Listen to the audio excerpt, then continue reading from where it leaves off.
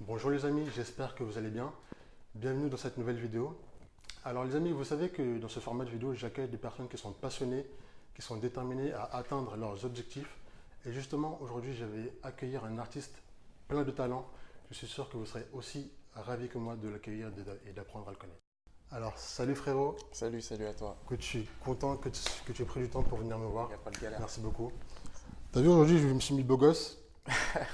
Je me suis dit, ouais, le frérot, il a du style. Faut pas qu'il mette dans l'ombre. Non, tranquille. Ça va? Non, Je suis venu tranquille. s'appeler comme un race congolais.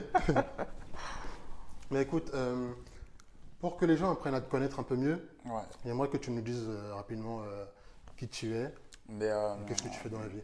déjà, moi, je vais me présenter. Moi, c'est Jay Simons. Je suis chanteur. Chanteur,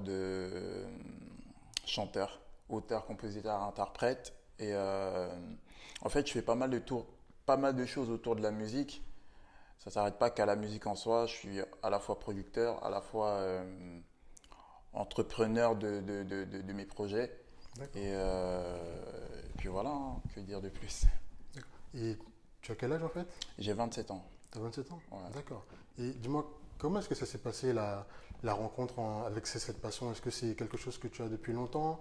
Est-ce que tu as toujours su chanter? C'est un talent naturel pour toi? Ouais, je pense, ouais, quand même. C'est un talent naturel et que j'ai découvert vraiment à l'âge de 8 ans.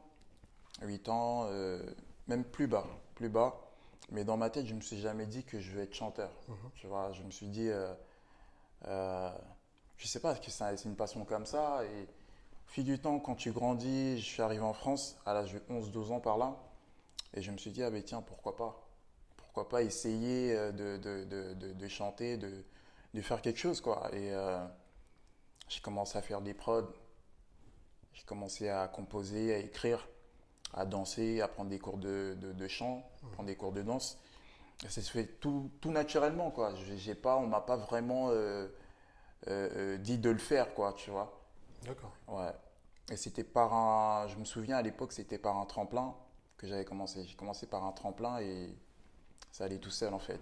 Quel genre de tremplin? C'est un tremplin jeune talent et j'étais arrivé deuxième. Ah oui, quand même. Ouais, j'étais arrivé deuxième, c'était dans le 92 à Courbevoie où je vivais avant. Et je me souviens que ça m'avait vraiment motivé, ça m'a boosté à me dire, à me projeter de l'avant, à me dire vraiment que non, là, il y a un truc à faire, quoi. Et donc, qu'est-ce qui s'est passé pendant ce concours Jeune Talent? Tu t'es Ça- dit, ah ouais, la scène, putain, c'est lourd en fait. C'est ça, Ouais, c'est lourd, c'est lourd. Déjà que je regardais beaucoup d'artistes comme Usher, Beyoncé à l'époque, et Mhm. moi vraiment Usher c'était vraiment mon modèle, tu vois. C'est D'accord. vraiment un modèle et je me suis dit ah ben tiens, j'ai envie de faire comme lui mais à ma manière. D'accord. Et quand ce tremplin est arrivé, j'ai fait ce tremplin.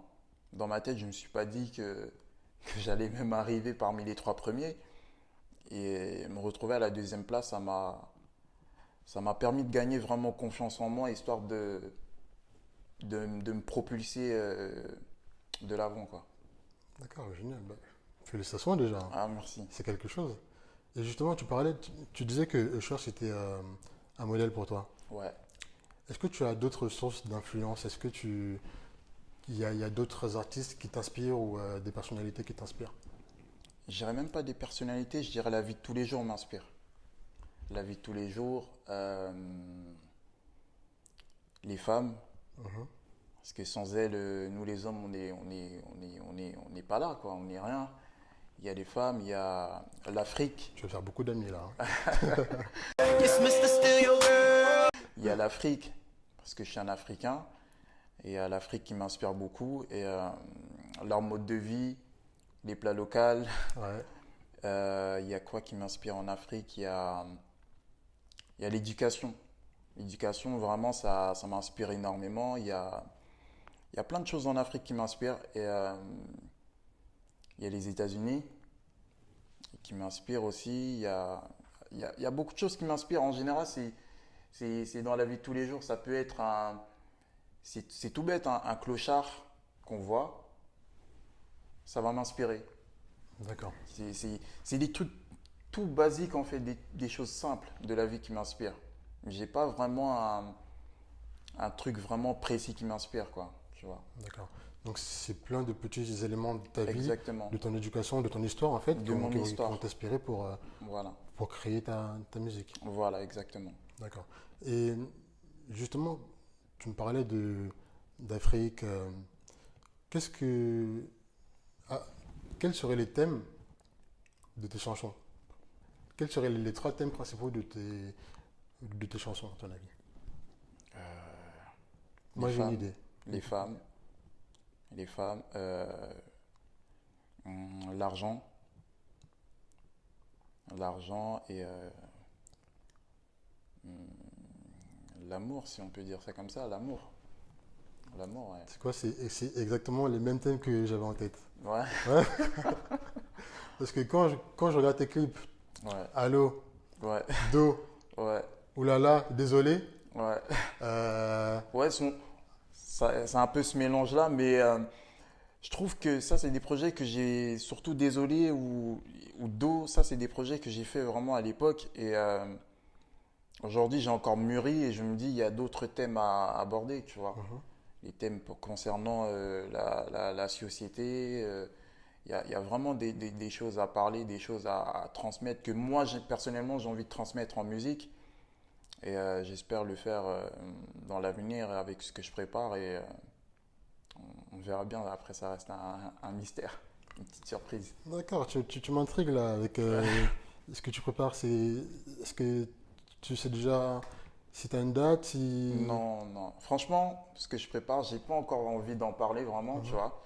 Mais tout ce que je dirais aux internautes, les gens qui nous regardent, c'est de rester connectés sur mes réseaux, notamment sur Snapchat, parce que je suis plus actif sur Snapchat, à suivre un peu ce que je fais et tout va démarrer de là-bas.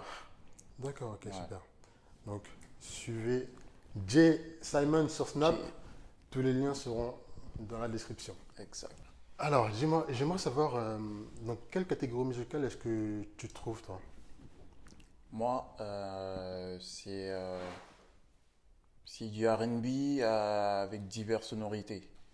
Euh, Quand je dis R&B, en fait, c'est par là que j'ai commencé la musique, tu vois. Ça veut dire que aujourd'hui, quand je fais du R&B, je le fais à ma manière. Ça veut dire je mets dans mon R&B, je mets plusieurs sonorités, du hip-hop, de l'afro, euh, de la soul. Et j'essaie vraiment de mettre vraiment tout ce que j'écoute dans la vie. J'écoute du reggae, j'écoute de la dancehall. Et c'est des sonorités que j'essaye de mettre dans ma musique, tu vois. D'accord. Donc, je sais pas ce que je vais. Si demain je sors un projet, je sais pas dans ce projet il y aura quoi. Il y aura de tout. En fait, je ferai des choses qui vont ressembler à ce que je suis, à qui je suis, tu vois. À ce que j'écoute, à ce que à ce que je danse, tu vois. Donc, ma musique, je la situe plus comme ça, si tu D'accord. préfères. Donc, tu te mets pas vraiment dans une case. Non, Tu es dans la case Jay Simon. voilà, je suis dans mon monde Jay Simon. C'est Ok. contrairement à l'époque où j'étais vraiment que R&B, j'ai eu Slow James, c'était vraiment ça. Mais maintenant, j'essaye, tu sais, le monde il a changé. Le monde maintenant, pour moi, il est devenu métissé, tu vois. Et je pense que l'avenir, c'est ça, c'est le mélange des cultures, notamment en France. Quand tu viens en France, tu vois, il y a l'afrobeat qui domine énormément sur la musique en France. Et c'est même pas qu'en France, même aux États-Unis, tu vois. Il y a des clips où même quand tu regardes un clip d'un Américain, tu vois, certains Américains qui mettent la danse africaine en avant, Omar, il le fait.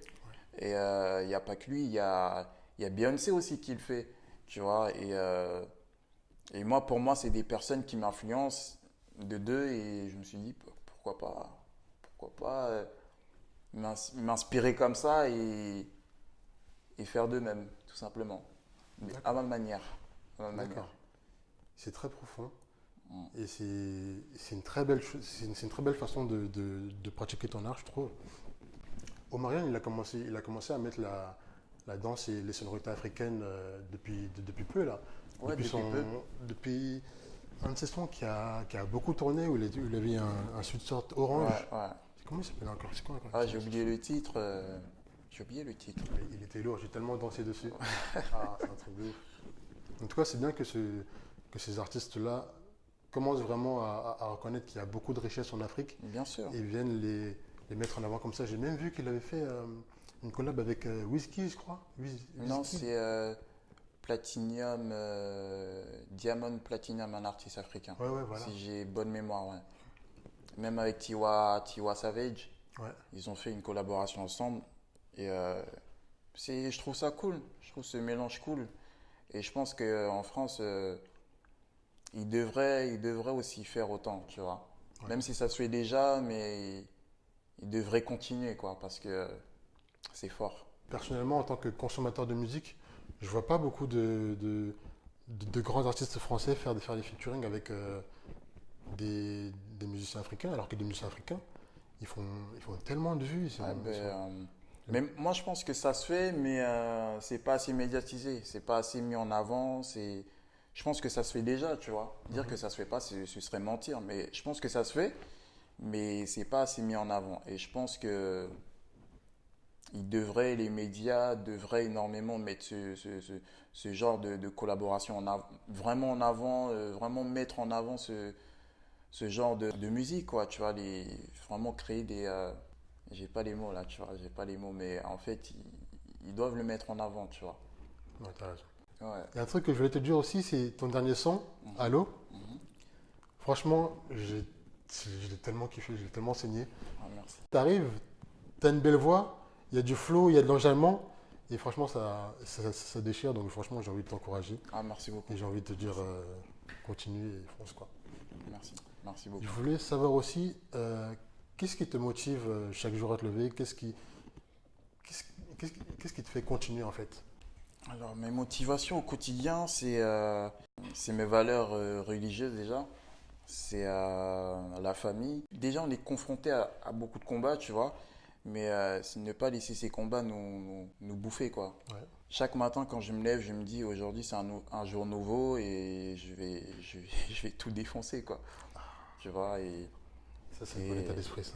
et je me dis pas que, même si je sais que le combat, il est dur en soi, parce que on sait très bien que la vie, elle n'est pas facile. Quand tu arrives dans l'âge quand tu arrives à 25 ans par là, tu commences à comprendre que la vie en soi, c'est un combat, quoi, tu vois. Et je me dis que non, c'est moi qui dois être au-dessus de chacun de mes combats. Même si c'est dur, je tombe, je vais me lever et je vais gagner, quoi, tu vois. Yes. Et moi, c'est avec cet état d'esprit que j'ai, tu vois, et c'est comme ça. Ça ne changera pas et c'est comme ça. J'ai une phrase qui dit souvent que une phrase que moi j'aime bien dire, c'est que même si ça va pas aujourd'hui, demain ça ira, tu vois. Et ça ira toujours, c'est comme ça. Magnifique. Ça, je suis obligé de je suis obligé de te checker. Franchement, ça, c'est un état d'esprit de winner, quoi. Franchement, si tu continues avec cet état d'esprit-là, plus le talent que tu as, on se revoit sur la stratosphère dans quelques temps. Aïe. Et justement, tu as dit que tu avais une phrase que tu aimais beaucoup dire. Est-ce que tu as une citation que tu te répètes souvent, que tu aimes bien particulièrement, que tu préfères? Ouais, après ça, c'est ma signature, tu vois. J'aime bien. Attends, je vais les regarder. C'est ton boy. Ça, c'est ma citation préférée, tu vois. Juste une dernière question avant de passer à la dernière partie. D'accord. Euh, Est-ce que tu as des projets sur les 5 prochaines années? Où est-ce que tu te verrais d'ici 5 ans? D'ici 5 ans, waouh. Avec ce mental de tueur que tu as? En tant qu'entrepreneur, en tant que musicien, où est-ce que tu te vois dans 5 ans? Dans 5 ans, franchement, très bonne question. Franchement, je t'avoue que je sais pas réellement, tu vois. Et j'ai envie de laisser ce destin au bon Dieu et on verra où ça mènera, tu vois, où cette envie de toujours gagner, de toujours faire les choses de manière, les choses concrètes, tu vois. On verra, je sais pas, seul le Dieu il sait, tu vois, le bon Dieu il sait où, il sait ce qui m'a réservé. Moi, personnellement, je pourrais pas te dire que là j'ai envie de faire ci. J'ai des envies personnellement, tu vois, mais on verra, je sais pas, on verra. Très bien. Bah, écoute, dans tous les cas, avec l'état d'esprit que tu as, je suis sûr que tu iras très loin. Oh, merci. On se donne un rendez-vous dans 5 ans. Et je te verrai au Dans 5 ans, il a dit. 5 ans.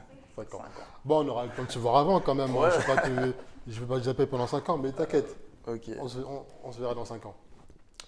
Bon, les gars, on va passer à la deuxième partie, la partie jeu. Alors, est-ce que tu es un joueur? Ça dépend quel genre de jeu, dis-moi tout.